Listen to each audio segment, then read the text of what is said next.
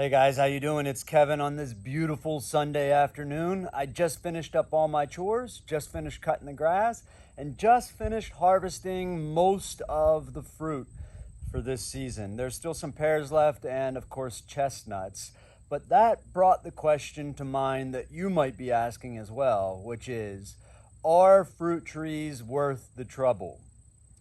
Given that you're going to be competing in the evolutionary arms race between all of the insects and the animals and the bacteria and the fungi and the viruses and the late frost, not to mention all the pruning that you're going to have to do and the spraying that you're going to have to do, and of course the harvesting and then preserving, is it worth the money? Is it worth your time? Let's try to answer that right now.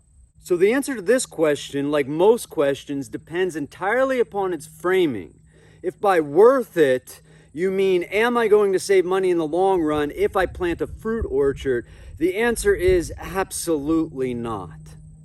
You're always going to be better off just going to the supermarket, buying what you want when you want it. That said, there are other types of value, aren't there? If you value things like individualism or self-reliance or merely the skill set that it takes to grow your own food, then this might be something you want to consider. And if that's the case, there are definitely a few things you should know before you begin. First and foremost, what type of fruit do you want to grow, and can you actually grow it in the zone that you live in? For instance, I live in Western Pennsylvania, so there's no point of me planting an almond tree or an avocado tree or a banana tree, because those fruit trees are not going to fare very well where I live. So you got to sort that out first. A simple Google search will tell you which zone you live in and which trees are best suited for that area. So once you have that sorted, you're going to have to decide which size of tree you're going to buy. And there are three basic sizes. You have your standard trees, which is kind of the original tree that takes a long time to grow, but once established, it will produce a lot of fruit over a long period of time. There are pros and cons to each of these. The con on the standard tree size is that the fruit's hard to get to, right? You're going to have ladders to get to the fruit.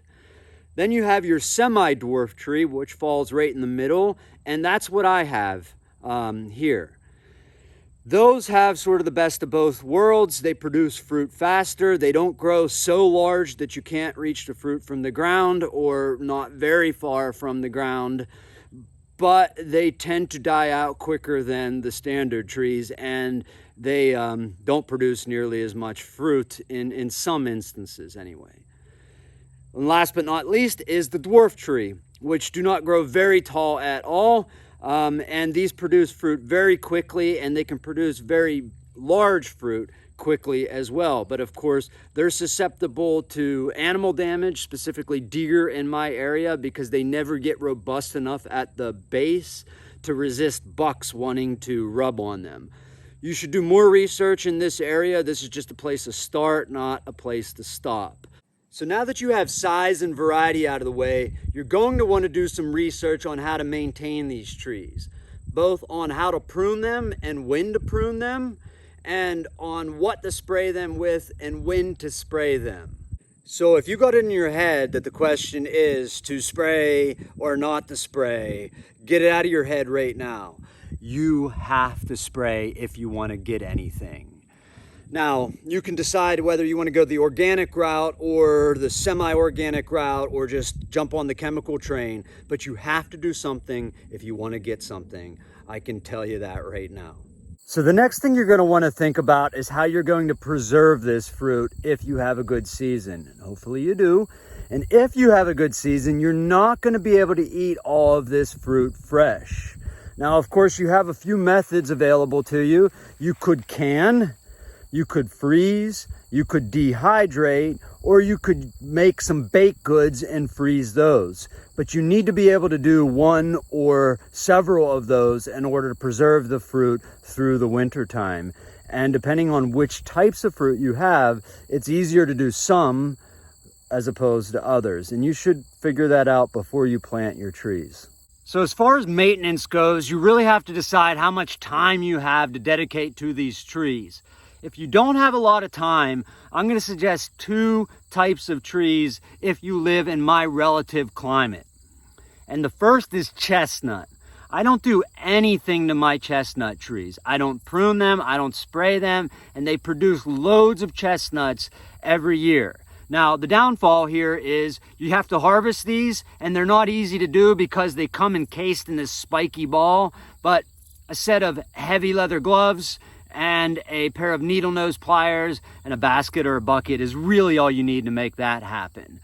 The other thing you need is you need 2 of them. You need a male and a female so that they can germinate and produce fruit. The second type of tree I would recommend to you if you don't have a lot of time is a pear tree. Now, there are many different kinds of pear. I would suggest one that goes off later in the season because they'll remain firm longer and you'll have a longer window to be able to harvest these. I do prune pear trees and I do spray them a little, but I suspect that if you didn't do any of that, you would still have pears. So the 2 types of fruits based on my own subjective struggles that I would not recommend if you don't have a lot of time are grapes. They're a lot of work and they produce very little yield in a very short window.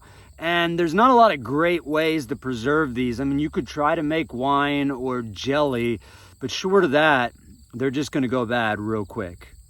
The second type of fruit that I would not recommend, especially in my climate or in general really, are cherry trees.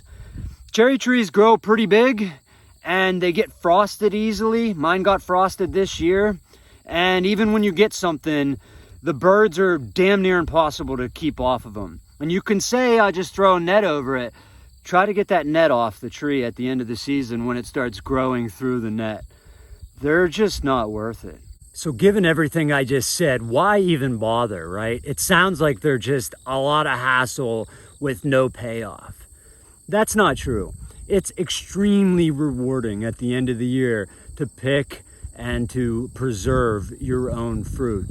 And again, if you value things like individualism or self-reliance, or God forbid, if you're some crazy prepper who thinks the world's going to end every other week, you might want to plant some fruit trees.